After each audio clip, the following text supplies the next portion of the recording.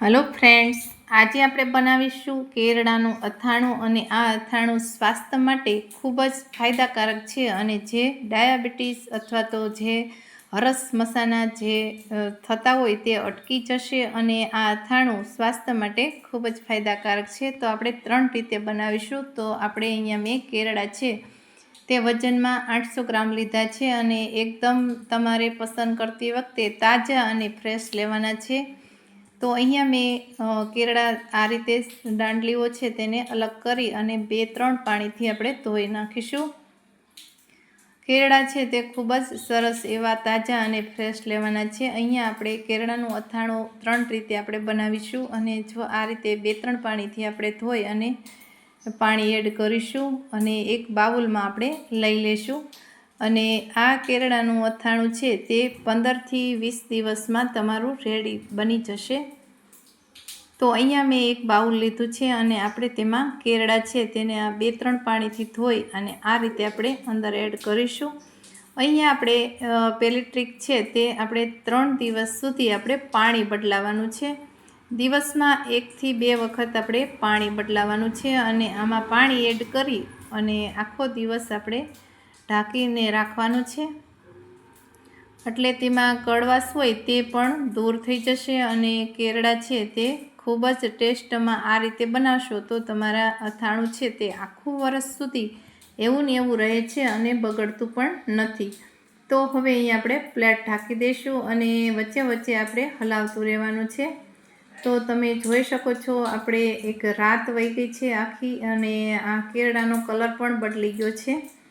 તો આ રીતે પાણી છે તેને આપણે દરરોજ બદલાવાનું છે। આવી રીતે સતત 3 દિવસ મેં બદલાવેલું છે।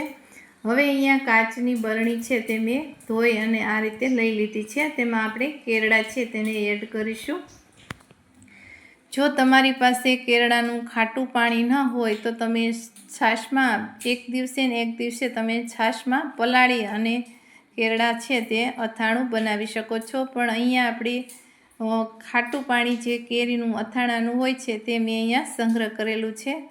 તો અહીંયા કાચની બોટલમાં આ રીતે મેં પહેલેથી જ સંગ્રહ કરેલું છે અને જો તમારી પાસે ખાટું પાણી ન હોય તો તમે છાશમાં પણ બનાવી શકો છો અને એમ પણ ન હોય છાશ તો પણ તમે 2-3 લીંબુ છે અને હળદર ને મીઠું આ રીતે એડ કરી અને લીંબુ છે તેને નીચોવી નાખવાના છે અને એનું ખાટું પાણી છે તે તમારે બની જશે।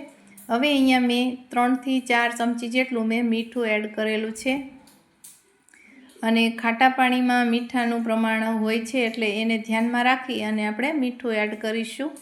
તો અહીંયા લીંબુ પણ એડ કરું છું એટલે જે ઉપર તમારે ફૂગ જેવું થઈ જતું હોય તો એ પણ થશે નહીં અને દરરોજ તમારે કાચની બરણી છે તેમાં ચમચી આ રીતે ચમચો છે તેને ફેરવી અને હલાવી લેવું।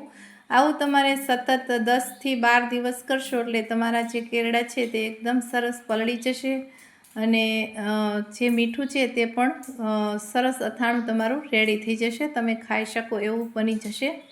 તો હવે અહીંયા મેં તાજા અને ફ્રેશ લીંબુ લીધા છે અને તેને આપણે બરાબર મિક્સ કરી દઈશું। અહીંયા એવું તમને લાગે કે હળદર પાવડર થોડુંક નાખવું પડે એમ છે તો હું હળદર પાવડર એડ કરું છું। તો તેનાથી કલર સારો એવો આવશે અને પાણી ડૂબે કેરડા ડૂબે એટલું આપણે પાણી એડ કરવાનું છે।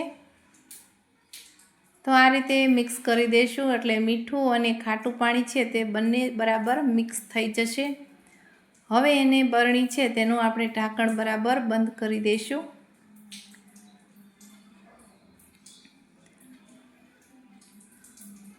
હવે અહીંયા તમે જોઈ શકો છો હવે 10 થી 12 દિવસ જેવા મારે ટાઈમ થઈ ગયો છે અને વચ્ચે વચ્ચે હું દરરોજ હલાવતી આ રીતે હલાવી નાખવાનું છે તમારે।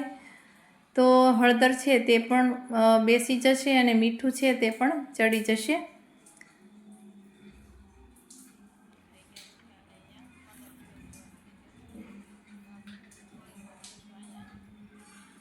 હવે આપણે 10 થી 12 દિવસ થઈ ગયા છે અને કેરડા સરસ એવા પલળી ગયા છે, તમે જોઈ શકો છો લીંબુમાં પણ અથાઈ ગયા છે। સાથે લીંબુ આથવા હોય તો પણ આ રીતે તમે આથી શકો છો અને લીંબુ છે તેનું અથાણું ખૂબ જ ટેસ્ટી બને છે। નેક્સ્ટ વિડીયોમાં હું લીંબુનું અથાણું બનાવીશ। તો અહીંયા આપણા કેળામાં અથાણું આ રીતે તમે તૈયાર ખાઈ શકો છો. તો આપણે 2 રીતે બનાવવાના છીએ. તો અહીંયા કેળા છે તે કાઢી લીધા છે અને ખાટા પાણીમાંથી અને પાણીથી આપણે ધોઈ લેવાના છે. કોઈ કાણાવાળા વાસણમાં આપણે એડ કરવાથી જે પાણી છે તે બધું દૂર થઈ જશે અને એકદમ કોરા છે તેવા કેળા આપણે કરવાના છે.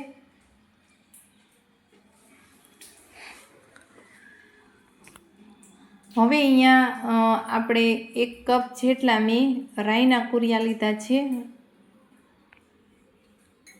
અને 2 ચમચી જેટલો અહીંયા આપણે આચાર મસાલો આવે છે તૈયાર રેડીમેડ એ લીધો છે. એ પણ તમારી પાસે ન હોય તો તમે મેથી અને રાઈના કુરિયા મિક્સ કરી અને તેમાં તેલ એડ કરી અને આ મસાલો છે તે બનાવી શકો છો. અને એમાં થોડુંક આપણે લીંબુ એડ કરીશું.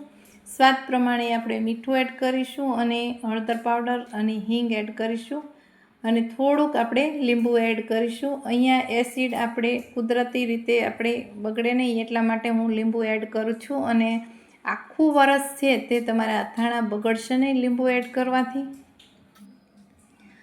હવે અહીંયા મેં વઘારિયામાં આ રીતે તેલ આપણે ગરમ કરવાનું છે. ગરમ થઈ જાય એટલે આપણે મીડિયમ ગરમ કરવાનું છે. બહુ ધુમાડા નીકળે તેવું આપણે તેલ ગરમ નથી કરવાનું.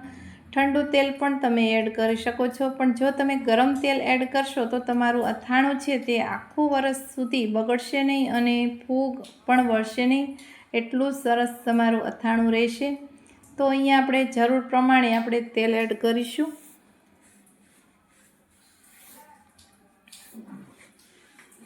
હવે મેં અહીંયા 3-4 ચમચી જેટલું તેલ એડ કર્યું છે અને હવે તેને આપણે બરાબર રાઈના કુરિયાને મિક્સ કરી દઈશું.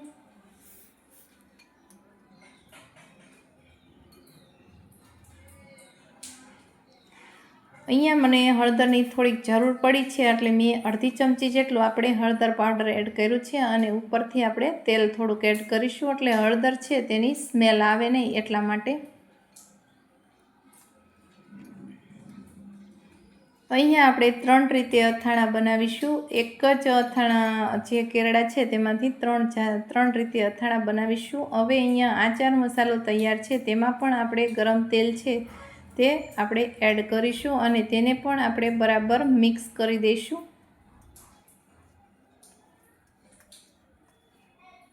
અહીંયા આપણે બહુ તેલની આ અથાણામાં જરૂર પડતી નથી અને એકદમ ફટાફટ તમારા અથાણાં બની જાય છે. હવે બધું પાણી છે તે નીતરી ગયું છે અને આવા કોઈ નેપકિન કે કોટનનું કપડું હોય તેમાં આ રીતે કોરા કરી લેવાના છે. કોરા કરવાથી પાણીનો ભાગ છે તે દૂર થઈ જશે અને અથાણું છે તે ચીકણું પણ થશે નહીં અને આખું વરસ સુધી તમારું અથાણું છે તે તમે કાચની બરણીમાં ભરી અને ફ્રીજમાં રાખી શકો છો અને બહાર રાખશો તો પણ તમારું અથાણું બગડશે નહીં. એટલું આપણે સરસ અથાણું આપણે અહીંયા ટ્રીક અને ટિપ્સ સાથે બનાવીશું એટલે તમારું અથાણું છે તે બગડશે નહીં. તો હવે તેને આપણે એક રાઈના કુરિયા છે તેમાં આપણે મેં અહીંયા 1 વાટકો જેટલા કેરડા છે તે આપણે મિક્સ કરી દઈશું. તો આવું અથાણું હોય તો તમને ખાવાની પણ મજા આવે અને તેલ પણ આમાં દેખાશે નહીં એટલું બધું. એટલે આ રીતના જ અથાણા હોય છે. તો અહીંયા આપણું આ રેડી થઈ ગયું છે. તો હવે આપણે તેને સાઈડમાં રાખીશું અને બીજો જે મસાલો છે તેમાં આપણે બીજા કેરડાનું અથાણું બનાવીશું. હવે જે વધેલા છે તે કેરડા તે બધા આપણે તેમાં બરાબર મિક્સ કરી દઈશું.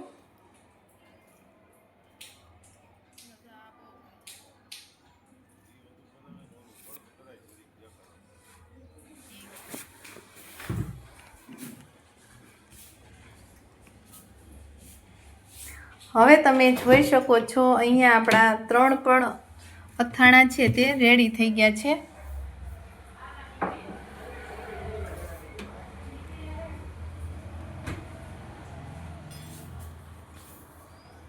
તો અહીંયા એક મસાલા વગરના સાદા કેળા છે તમે એમનામ પણ ખાઈ શકો અને બીજો જે છે તે રાઈના કુરિયાવાળા અને ત્રીજા છે તે આચાર મસાલાવાળા છે. તો અહીંયા આપણે 3 અથાણા રેડી થઈ ગયા છે. તો અમારી આ રેસીપી સારી લાગી હોય તો વિડીયોને લાઈક કરજો, શેર કરજો અને અમારી ચેનલને સબસ્ક્રાઈબ કરવાનું ભૂલશો નહીં. અને આવા નવા વિડીયો જોવા માટે અમારી ચેનલને સબસ્ક્રાઈબ કરવાનું ભૂલશો નહીં. બાજુમાં આપેલી ઘંટી દબાવશો એટલે નવી રેસિપીના નોટિફિકેશન તમને સૌથી પહેલાં જોવા મળશે. Thank you. અમારી આ ટ્રીક સારી લાગી હોય તો વિડીયોને લાઈક કરજો, શેર કરજો અને અમારી ચેનલને સબસ્ક્રાઈબ કરવાનું ભૂલશો નહીં. બાજુમાં આપેલી